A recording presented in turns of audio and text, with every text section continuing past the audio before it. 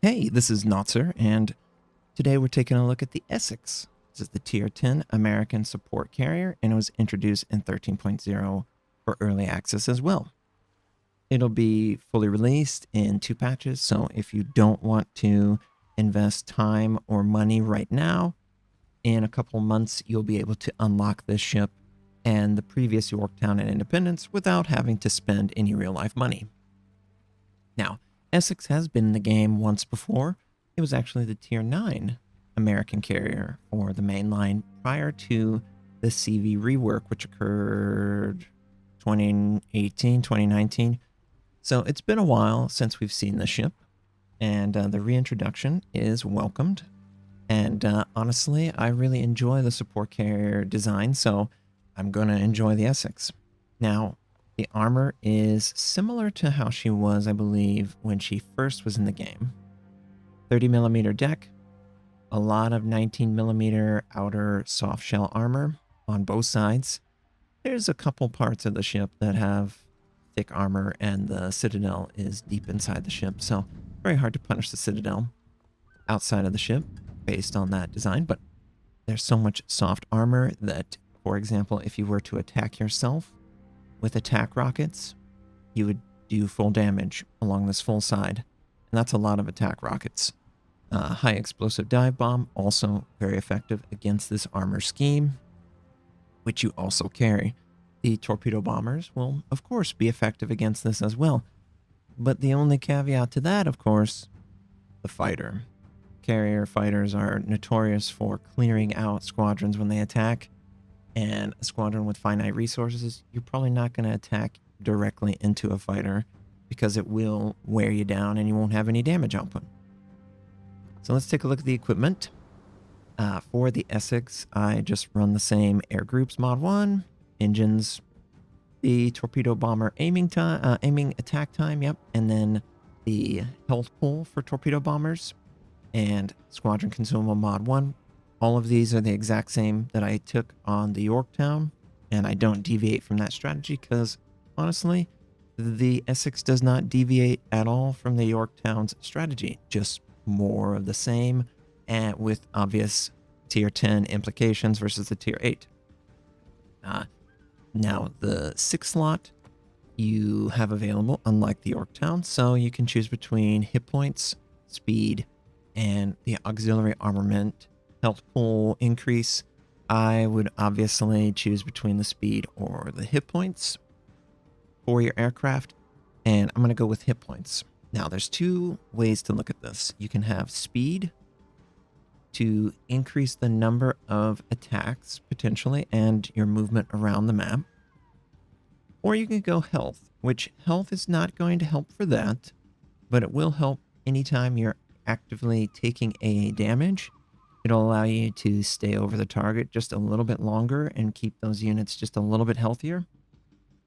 For me, based on the way that the aircraft carriers have played, I would go health pool, and I have tried speed. But the health pool really works well with tactical squadrons, and you've got 2 of your 3 squadrons using tactical squadron design, which, if you're not familiar, it's more all-in.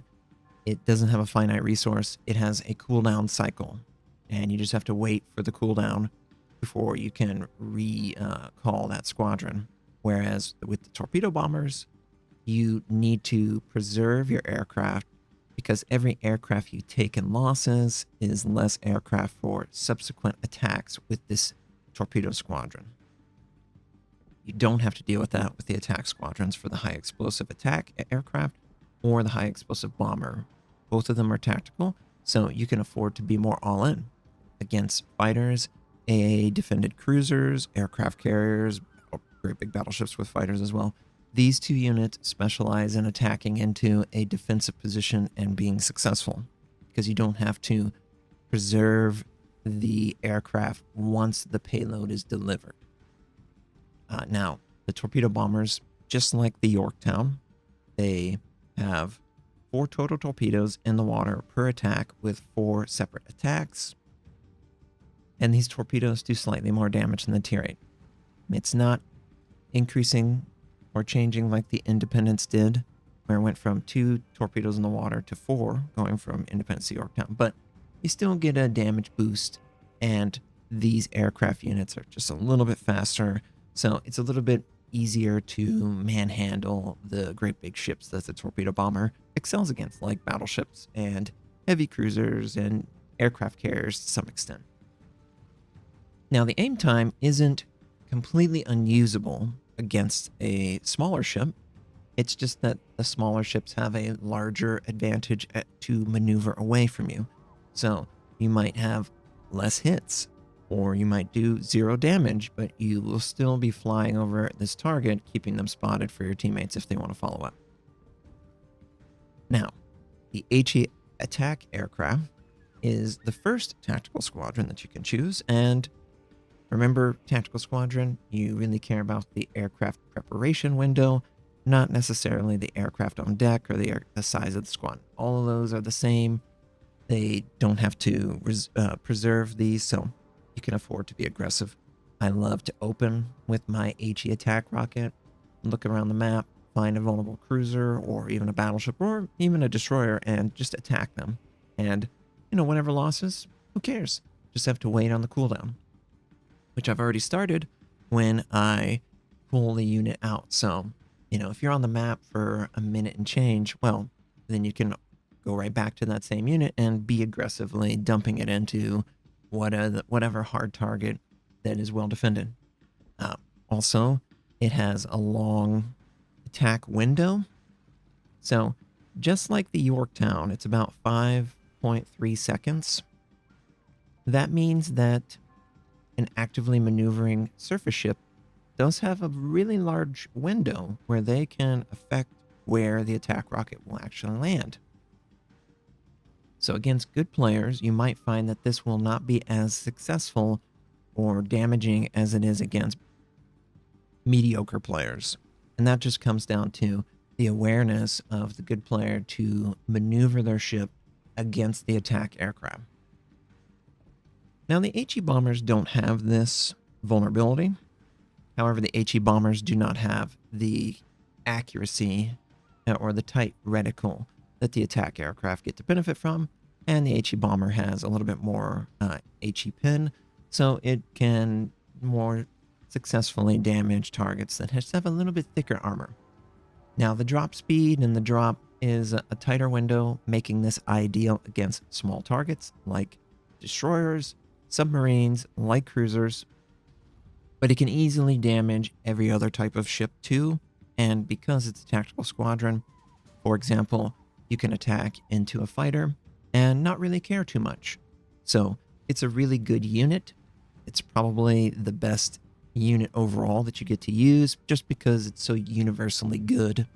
You can damage small ships, you can damage large ships, you can set big ships on fire, you can set little ships on fire. If the ship wants to maneuver, hey, it can try and maneuver. You got 2 seconds to do it. It's not a big window for a good player to negate your play. So I really like this unit. It does a great job for me.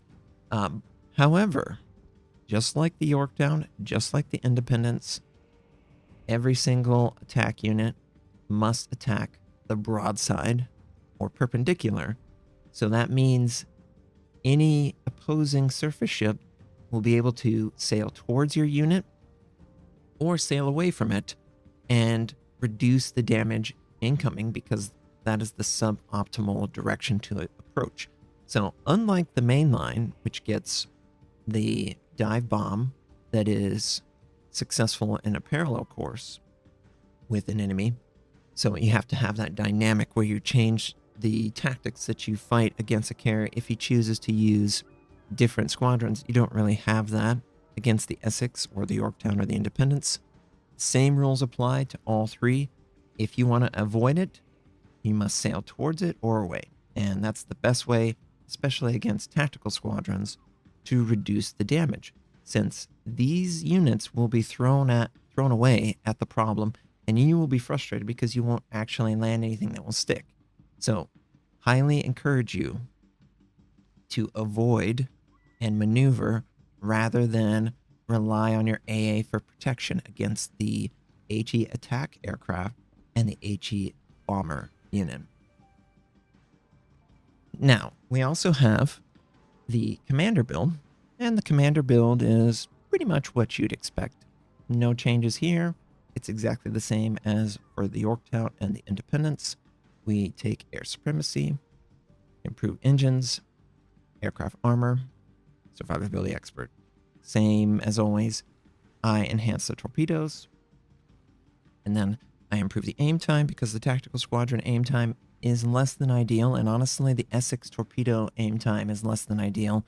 I definitely notice it's a drop in the accuracy window, just a little bit from the Yorktown, so it's a little bit harder to land.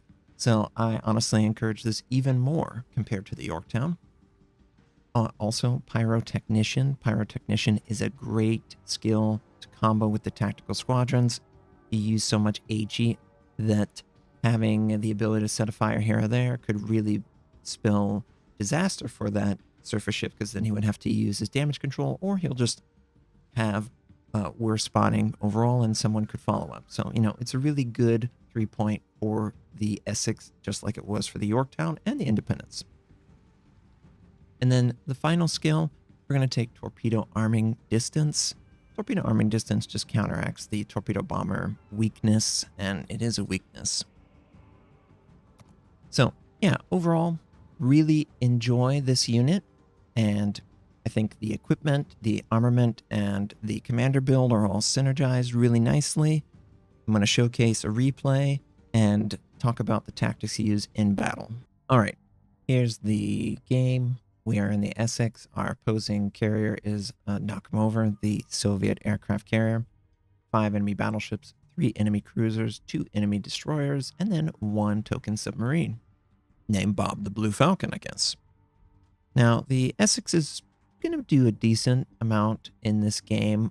I think that there's plenty of targets that we can affect directly, and I really enjoy the support carriers because of that. Now, as I've said before, I really prefer to open with an attack aircraft. And the reason I like to open with an attack aircraft is because there's not a lot on the line. It's a tactical squadron, so I can afford to dump it into a well-defended target. Now, one good thing that you can do at the beginning, and especially with the strategy that I've chosen, is I've got a lot of patrol fighters, so I can be aggressive in my spotting awareness. Now, I really like going to the opposite flank than the one that I am committing to attacking at the beginning. This allows 2 things. It allows me to give information to the off flank and gets a good idea of what potentially they're going to have to deal with. It also allows me to have both flanks spotted at once, so we have a good awareness of the deployment window for most of the enemy. And if I put a patrol fighter, it discourages them from openly firing. It discourages lighter targets that might not be detected from showing their hand. And just, you know, it's a nuisance that they have to address more than if I were to just leave the area. Now, the opposing carrier, he basically mirrors my play. I choose to go to the quote-unquote primary flank that I'm going to focus on. And we actually bump into Takahashi. Love saying that name. I'll say it 1,000 times. The Takahashi activates his defensive AA, and that means he is a big AA battle. I don't want to go over there, even with this tactical squadron. But we do catch sight of the Italian DD that's up north towards Sea Point, but he doesn't want to show himself. So I'm just taking a look at what could potentially be out there. Our fighter was able to stay in the sort of the short flank for a long period of time. Now I decided, do I want to go for Takahashi? I don't really like Takahashi, but the St. Vincent is already taken a lot of damage, so I'm just going to call an audible and go towards him. He's not too much farther away, and it does force the Takahashi's AA to basically be useless. Always like that. So, 5.5 seconds aim on this thing at tier 10. So very long window. And yes, once again, the replay was not quite where I placed it clearly. 12,000 points of damage, land of fire. Big ticket on that attack. But it does force the St. Vincent to use damage control. And he's going to use his super heal. So he's going to draw off and he's probably not going to fire.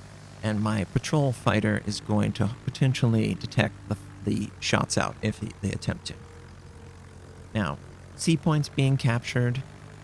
And I don't really like the deployment at sea. There's just not enough team support for me to send AA aircraft into all of that AA. So instead, I'm more going to stay over near A point, at least so that we can punish any ships that overextend. This Thunderer looks like he's doing just that. And it gives me an opportunity to continuously drop fighters over in this area to help spot the bigger ships that are in the background. So of course, we're approaching the Thunderer. Of course, I try and get my aim in a good position. It's a tactical squadron, so I don't care that I'm attacking into multiple enemy ships, because all I have to do is activate the attack run, and once I activate the attack run, the unit is going to be immune to damage while it goes through the animation. And while it's doing that, of course, it's going to keep the target spot. So far we haven't used the torpedo. No real target that I want to torpedo. And at the early game, you might find yourself using more tactical squadrons than torpedo because there's less at risk and players are generally more grouped up so that a squadron is a little bit more vulnerable at this stage. So yeah, I'm going to lean heavily on tactical. Now, I end up dropping a fighter, and the reason I dropped my patrol fighter there is because I suspect that the opposing carrier was trying to screen the Italian DD, and I wanted to block his free attack or his free sail into B point to attempt to contest. He will have to reveal himself, or he'll have to sail around it, or just wait it out. So either way, it works to slow down the opposite flank. Meanwhile, we're going to attack into more ships that are low health. Once again, tactical squadron. It's pretty bad and pretty hairy, but as long as we drop, we got 4 alive there. We get something from it, and we don't risk too much in it. So just, it's a really great dynamic, these tactical squadrons paired with the torpedo bomber squadron. But at this stage, you know, we just got to stay aggressive with the tactical. Unfortunately, our submarine, don't know what he was thinking. Maybe he's going to get a successful attack off. No, of course not. Just way too far forward. He was in the Gato, which is the shotgunning American submarine. You can't just force something that's not there, and he tried to force it. Oh, we get a sight on the Rochester, and I'm trying to angle against him and drop. Just because he's clearly caught us out. He's clearly got AA turned on, and he's clearly going to shoot down a lot of aircraft. So I might as well attempt to do some chip damage, maybe keep him spotted. Either way, my teammates could follow up with a salvo or two and punish the Rochester. But it does look like the Rochester, he got enough of what he wanted, and he activates his smoke. Friendly Gdansk, or Dansk, he activates his smoke, and he also has radar, so he can attempt to spot the enemy cruiser. But I can't really affect him when the radar is not there, and the radar is a very small window. I would literally need to be flying over the cruiser as he's radaring for me to be successful in dropping him. It just is that small of a window. It's not really designed for that. So instead of going on a flank that's over-defended, I'm coming over to the seaside because my team's actually doing a good job turning these guys away. And as I'm approaching the Italian, he activates his smoke, his instant smoke that conceals his position. It's not good for me. I need to get outside of his AA range, which is short because he is Italian. So I decide, okay, we're just going to not worry too much about this guy.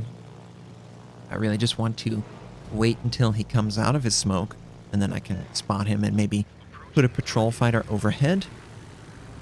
So I kind of mistime this, but we do catch him just barely. Someone actually landed some damage on us, so I decide to activate smoke. I suspect the opposing submarine's close. Ooh, teammates knock out that guy.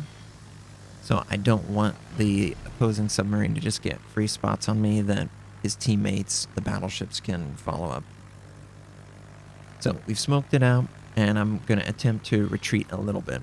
But I do want to stay almost at the front. Almost at the front. We do know that the Italian, he's done. His smoke has worn out, and he did use it so recently. So I just decide, let's try and shadow his position. And unfortunately, he turned away in a direction that I couldn't land my attack rocket, but a subsequent follow-up should allow us to do that, and teammates actually land some HE. So I just need to lead him the 5.5 seconds necessary. Oh, and he almost got through it anyway. But we do finish off the Italian destroyer. And all that's left on that flank apparently is a cruiser over by Sea Point. So not bad, honestly. It wasn't looking like a good deploy because both sides were deploying into each other. However, I do think that support carriers can be really successful with this type of strategy, sort of the fringe spotting with the all-in against a low-held target really helps force a team back or in a defensive position, really. And, it ends up feeling really nice. And I really like the way the support carrier line actually plays. It seems to play more well-rounded compared to the traditional carrier line. So I'm just smitten, honestly. Can't wait. Ooh, lightning lands all of their torpedoes and devastates that Takahashi. So, Sea Point pretty much open for a second cap, which is great, because the enemy has had 2 caps to our 1. It's really the only advantage that they've had, maybe keeping their submarine alive. Ours was way too aggressive, but that's okay. We will just compensate and deal. Now, knock him over moves a little bit closer to the front than maybe he first realized, and because of that, I decide to place my patrol fighter somewhat in between all these types of targets. That way, these cruisers or battleships that are firing outside of smoke, they'll just be spotted, and the knock him over is just going to be forced to be seen until he sails away from my patrol fighter or sends a squadron to absorb. His squadrons do not work like mine, and he does have things that he must put at risk against patrol fighters, regular fighters, AA, protected ships, so he might not do the same tactics that a support carrier is capable of. And we approach the St. Vincent. Obviously, I aim directly on him, but the replay reticle is just a little off. We get 10,000 points of damage, and we land a fire, which is nice. And in the top right-hand corner, I can confirm he did not end up choosing to use his... He ended up using damage control. He didn't choose to heal back the fighter damage. So I do know that St. Vincent is vulnerable to maybe a subsequent attack rocket. However, the Yoshino is more vulnerable and a more ideal target. So instead of going towards the... And man, I wish I had a patrol fighter right there. Overuse of that resource on the attack rocket. Because of the situation, this is a better target overall. We can knock him out completely. And once again, I put it on the ship. It doesn't look like it's right on the ship, but it's right on the ship. We knock him out. We kept him spotted. And we also got a quick sight on the Akizuki. So really, our tactical decision-making has worked out so well in this. It gives us such an advantage because not only do we have like 3 options that are good, but we're still spotting for our team, we are still damaging targets that need to be damaged, and we're still actively on the map with our presence for passive spotting. So everything's going great, and catch sight of the submarine. I had a sneaking suspicion because my carrier was actually spotted, and I know the Aki didn't go all the way down south, so the only other target must be the submarine. And of course, we catch sight of him. Because I have a patrol fighter, I choose to spot him and leave something behind to force him to change his tactics. The Akizuki decides to use smoke, so he's not an ideal target, so I choose my third option, which of course is the Vladivostok, and we approach behind the island so his AA cannot protect him, and his fighter actually goes away at the perfect time. Not that it would matter because of the unit that we chose. We land 2 fires on the Vladivostok, 4,500 points of damage, and if the Vladivostok doesn't put it out, which he does, he would take 2 fires worth of damage. So we're in a great position. Our friendly Takahashi does good damage against the Blue Falcon submarine. Hopefully teammates can follow up and finish. I don't have any patrol fighter that I can drop over him, so I decide, okay, let's just focus on Vladivostok. He's broadside. Good. Teammates finish off the submarine. 1 less headache to deal with. For attacking into battleships, 5.5 seconds, so you really need to give good, healthy lead to land it on the weak part of the ship. And teammates are able to finish them off. Either way, I'm happy. We got the targets. Oh, Aki's taken out. Man, everything is just working out beautifully in this game. And I think that we definitely contributed towards that success. Is it all because of us? Of course not. We've spotted 87,000 points of damage, and that means that someone on my team aimed to do that damage on our behalf, which love that we had such great spotting in this game. And then we finish off some low-health targets. So, you know, we're doing exactly what we need to do for our team. Maybe I could have used a smoke here or there, but it's a defensive action versus an offensive action. Putting the patrol fighter out there is an offensive action because it keeps people spotted. If I were to smoke my teammates, I wouldn't be able to spot at the same ability, and subsequently our team wouldn't be as scary with their tactical decision making. Players get good damage on St. Vincent. We get a really good torpedo strike on him, finish off the low health target, and then subsequently I get to go after the Thunderer, who's also pretty low. So, you know, we're just going to land our torpedoes on this guy. He clearly does not want to take these. He's trying to minimally maneuver, and that minimally maneuver led to the torpedo landing on the nose, and we're trying to activate before. Literally like half a second longer and we would have had more torpedoes in the water. But that's okay. Only 2 enemy ships left. Just using what we have left on cooldown, and obviously trying to use the most potent squadron that we have available on cooldown.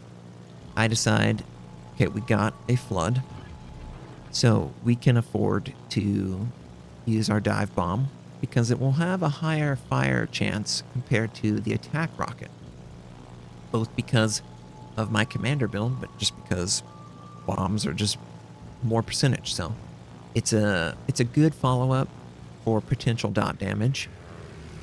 Now, we're not going to be a perfect broadside, but we don't necessarily need to be. We get a nice double fire stack on him, and this double fire is going to stick, and hopefully it sticks for the full duration. I don't know quite the cooldown on damage control for the Thunderer, but he's just going to burn out. If he doesn't burn out, we'll have attack rockets on. So I'm just really happy that that worked out. Hopefully we can get this kill and someone won't snipe it. Yeah, nice. Really, really great. Looks like it's going to be the last one of the match, which, you know, knock him over, avoided dying. We could easily have attacked him more frequently, but I just wanted to be on the map more, and I felt like my contribution out on the map was worth more than going after their carrier. So, 78,000 points of damage, a little bit of torpedo damage, 4 kills, and we didn't do most of the damage on those targets. We were more of a finisher, which is totally what carriers are supposed to do, and you would expect support carriers are trying to do that. more than any other carrier type. We weren't top on the team. Lightning did a good job. He was going for C point and he got B point and he got some kills. Vanguard was also attempting to help. Overall, really happy with our contribution. Knock him over, middle of the pack on the enemy team.